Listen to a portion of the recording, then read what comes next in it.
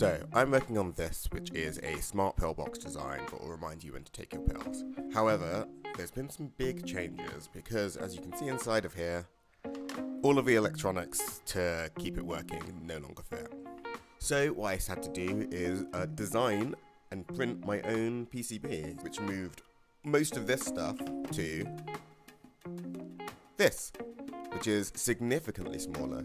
However, when I ordered this, I tried plugging it into my computer and it just didn't work because I've never designed a PCB before, so I had to try again. And while I was trying again, I realized that there's a smaller version of this ESP32. So, my new redesign is this big. Hold on, give me a sec, I'm going to hold them both up. And this is going to mean that I can fit all of these bits into a space, into a space this small, which is great. Which means now I'm very close to designing a real prototype that's going to look much neater than this bad boy. This has been like quite the adventure. I've had to learn how to solder things together, which meant I had to buy a new soldering iron because my original one wouldn't go hot enough for unleaded solder.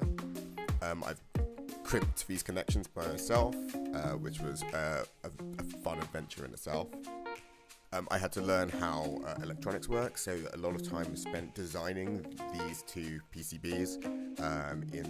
First I used KiCad, and then I moved to EasyEDA. If you want to know what it's like to design a PCB for yourself, ask me, and I'm happy to talk about what my experience figuring out how all of this works.